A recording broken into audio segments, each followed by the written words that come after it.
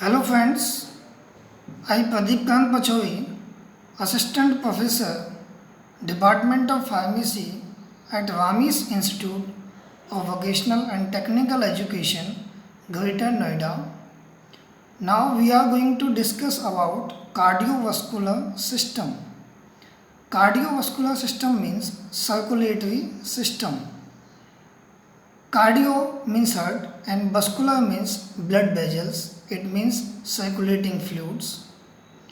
Now, in this chapter, we shall learn about heart and blood vessels.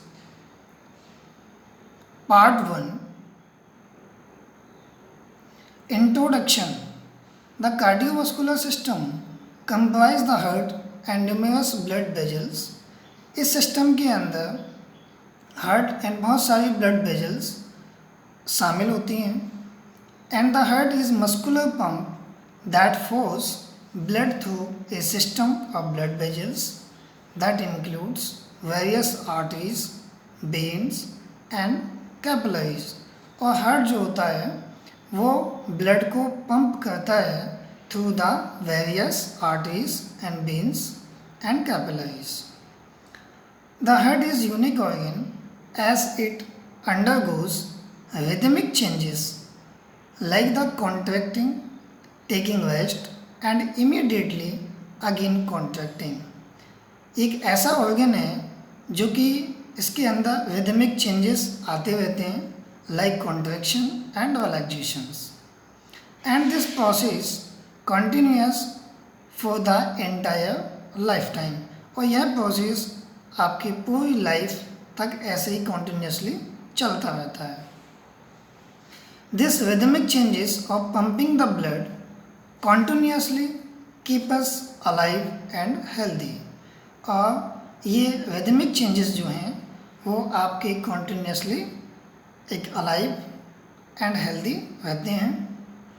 And the heart pumps blood into two anatomically separate system of blood vessels.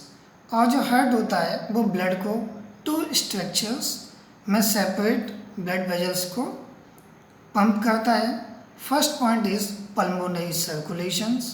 Pulmonary circulation means blood supply to the lungs. And second point is systemic circulation. It means whole body blood circulation system. Blood transport gases between lungs and tissues. Blood gas का transport lungs और tissue के अंदर कैसे करता है? Concentrate on the diagram. First point is inhale air. Red box में लिखा हुआ है inhale air.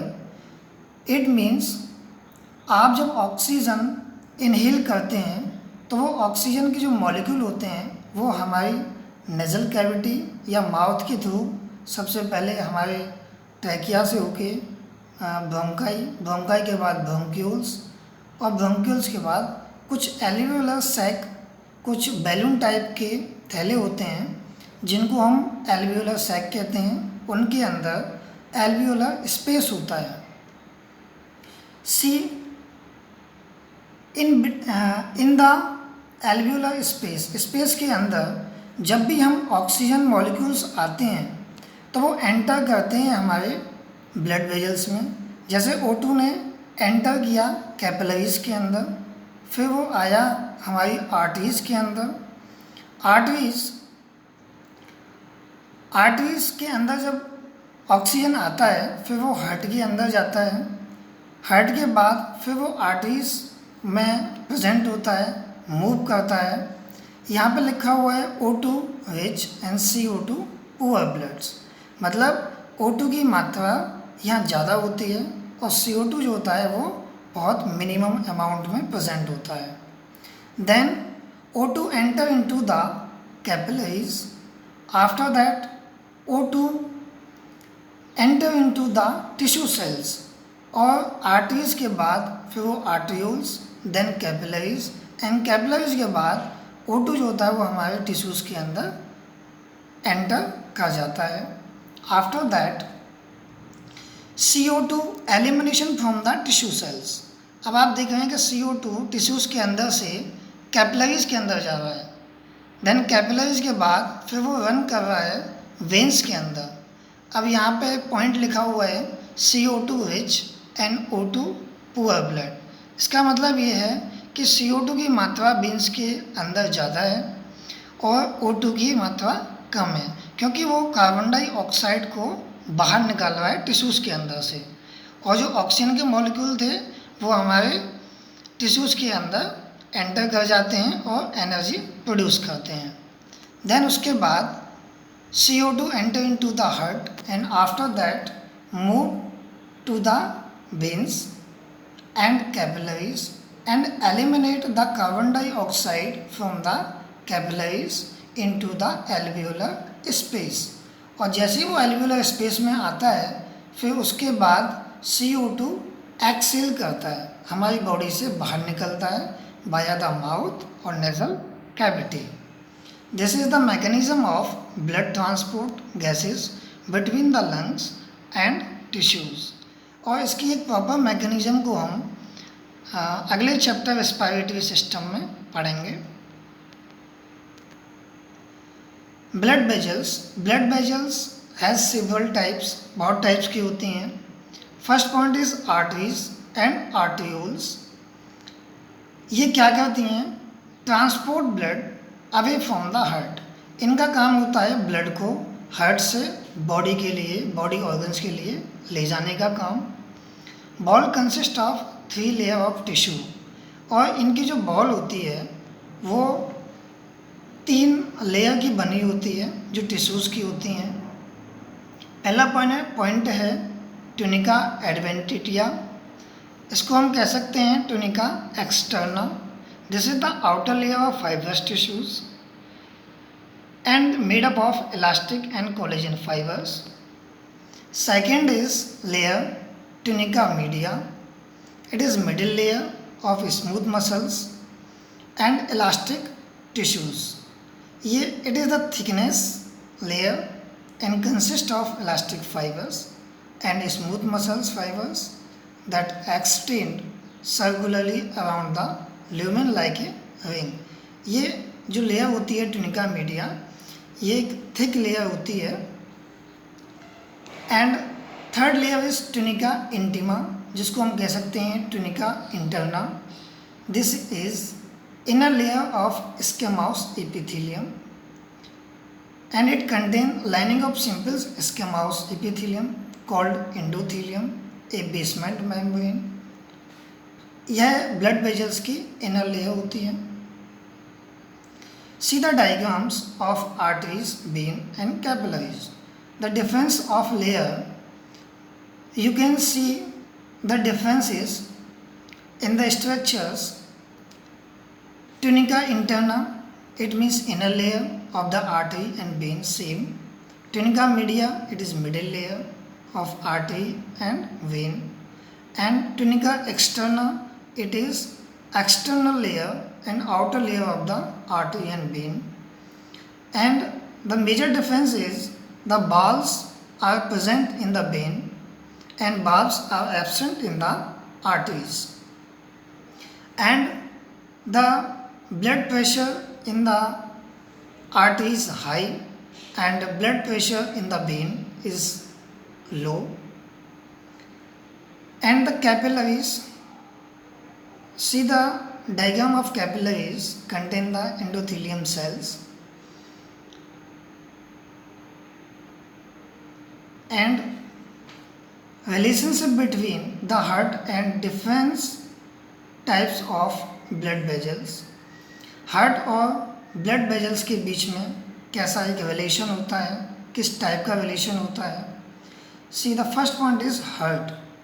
Heart supply the blood to the arteries, then after that arteries supply the blood to arterioles, arterioles then supply the blood to capillaries, and capillaries supply the blood to venules, and venules supply the blood to veins, and then after that blood supply to the heart।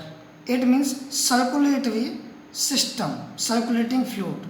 Fluid का जो circulation होता है वो इस तरीके से circulate हमारी body के अंदर होता रहता है। What is capillaries? The smallest arterioles break up into a number of minute vessels called capillaries. Arterioles की बहुत सारी ब्रांचेस से मिलकर बना होता है capillaries. And capillaries wall consist of a single layer of endothelium cells. इसके अंदर एक ही लेयर होती है जो कि where the nutrients and gas exchanges occurs, जो इनके अंदर गैस और न्यूट्रिएंट्स का एक्सचेंज होता है। वेन एंड वेन्यूल्स, वेन के बाद जो बनती हैं सेवरल ब्रांचेस उनको वेन्यूल्स कहते हैं। That carry bloods toward the heart. इनका काम क्या होता है वेन्स का, ये हमारे पूरे सिस्टम बॉडी सिस्टम से ब्लड को हार्ट के लिए ले जाने का काम करती हैं। Deoxygenated blood in the wall of the vein are thinner than those of the artery. और इनकी जो बॉल होती है वो आर्टरी से थिनर होती है, पतली होती है। What have the same 3 layers of the tissue, और इनके अंदर भी 3 लेयर्स होती हैं। Some vein possesses valves which prevent back flow of blood. और कुछ वेन्स के अंदर बाल्व्स प्रेजेंट होते हैं जो कि ब्लड फ्लो होने से रोकते हैं, बैक फ्लो ऑफ ब्लड को होने से रोकते हैं, ensuring that it flows toward the heart. C the diagrams normal when and varicose vein. Normal means एक नॉर्मल कंडीशंस, वेरिकोज मीन्स जिसमें प्रेशर ज़्यादा हो, फूली हुई हो, उसको हम वेरिकोज वेन कहते हैं। Position of heart is about 12 centimetre longs and 9 centimeter wide at the widest point and 6 centimeter thick. Heart average weight about 250 gram in female and 300 grams in male. Heart is situated at midline of thoracic cavity. ये हमारे thoracic cavity के अंदर present होता है। It lies in mediastinum, that is space between the lungs and between the vertebral columns and sternum। हमारे ribs के बीच में जो एक बोन होती है उसको हम स्टर्नम कहते हैं। उस पार्ट को, वो middle portion of the thoracic cavities, उसके बीच में ही प्रेजेंट होता है। And 2/3 part of the heart lies on the left side of the body.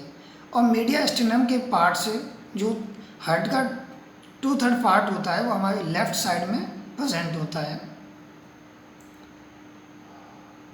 Structure of the heart wall is compose of 3 layers। First layer is outer pericardium, second is middle myocardium, third is inner endocardium. और जो heart की ball होती है वो 3 layer से बनी होती है जो कि टिश्यूज़ की बनी होती हैं। पहली है pericardium, it is outer covering that surround and protect the heart. बाहर की लेयर होती है जो कि हमारे हार्ट को प्रोटेक्ट करती है। Pericardium is made up of 2 layer, और ये जो आउटर लेयर होती है वो 2 लेयर्स की बनी होती है। The outer fibrous layer and inner serious layer. Outer fibrous layer is tough, inelastic and of fibers in nature which help in protecting the heart from the overstretching। और जो outer fibres layer होती है वो थोड़ी tight होती है जो कि हमारे हार्ट के मसल्स को स्ट्रेच होने से बचाती है। The inner serious layer is thin delicate membrane made up of 2 layers, namely the outer parietal layer and the inner visceral layer। और जो दूसरी वाली पेरिकार्डियम लेयर होती है वो हमारी 2 लेयर से बनी होती है। एक होती है आउटर पैराइटल लेयर और inner visceral layer. Both the layer of serous membrane are made up of flattened epithelium cells that secure the serous fluid between the parietal and visceral layer. This serous fluid is called as pericardial fluid. The pericardial fluid reduces the friction between the membrane and allow smoothly movement of heart when it expands and contracts during a cardiac cycle. और जो pericardium fluid होता है वो friction को कम करता है and during the contraction of heart during the cardiac cycle. This is outer pericardiums. Pericardiums divide into two layers, serous pericardium and fibrous pericardium. Serous pericardium also divide into two parts, outer parietal pericardium and inner visceral pericardium. Outer and inner space between them is known as pericardium space and it is filled with the pericardium fluid. और इन दोनों layer के बीच में एक fluid होता है जो हमारे हार्ट को फ्रिक्शंस को रिड्यूस करता है और टिश्यूज़ को डैमेज होने से बचाता है. See the diagram of layers. The first outer layer is fibrous and second is parietal and third is visceral pericardium. Parietal और विसल के बीच में फ्लूइड प्रेजेंट होता है जिसको हम पेरिकार्डियल फ्लूइड कहते हैं. और ये बैक साइड में आप देख रहे हैं myocardium and endocardium. Myocardium middle layer, endocardium inner layer. See the diagram of heart. Myocardium is the middle layer of wall of the heart presently below the epicardium. Myocardium is composed of specialized cardiac muscles found in the heart. Myo means muscle, cardium means cardiac, heart मतलब heart muscles. The cardiac muscles fiber are involuntary. ये जो cardiac muscles होती हैं वो involuntary होती हैं. It means वो अपनी स्वेच्छा से अस्वेच्छा से चलती हैं, किसी के कहने पर नहीं चलती. Involuntary nature. स्ट्राइएशंस धागे टाइप की and branches. Each fibers has nucleus. हर फाइबर के अंदर न्यूक्लियस प्रेजेंट होता है which lies in the centre of the cells. Cell के बीच में प्रेजेंट होती हैं.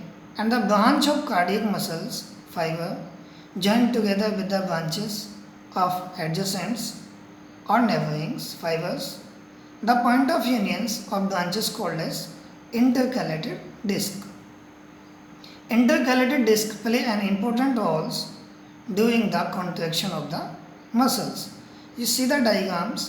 Intercalated disc present in the fibers and cross striations जहाँ से इनका bifurcation हुआ है. Nucleus present in the cells. Myocytes means muscle cells and the intercalated disc important role in the contraction of muscles. Endocardium, this is the third and innermost layer of the heart wall. It consists of thin layer of endothelial cell.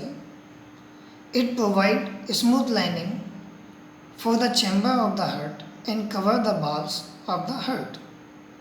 This is inner layer of the heart. See the diagrams. Internal structures of the heart जो an internal view of the heart. Heart के अंदर जो present होती हैं वो क्या क्या चीज़ें होती हैं. The point is first point the pulmonary vein जिनसे ब्लड हमारी बॉडी से हार्ट के लिए आता है. After that see the right side. After that, right atrium. This is the first chamber of the heart and tricuspid valve present in between the right ventricles and right atriums. After that, blood supply into the pulmonary arteries. See the right side, pulmonary arteries, upper portion.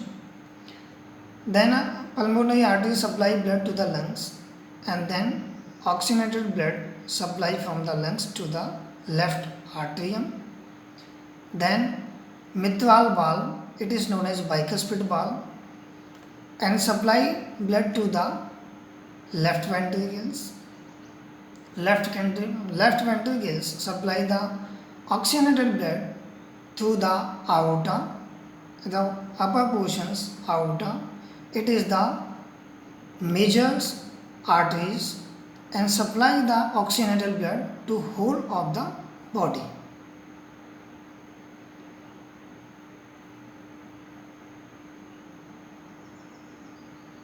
Thank you.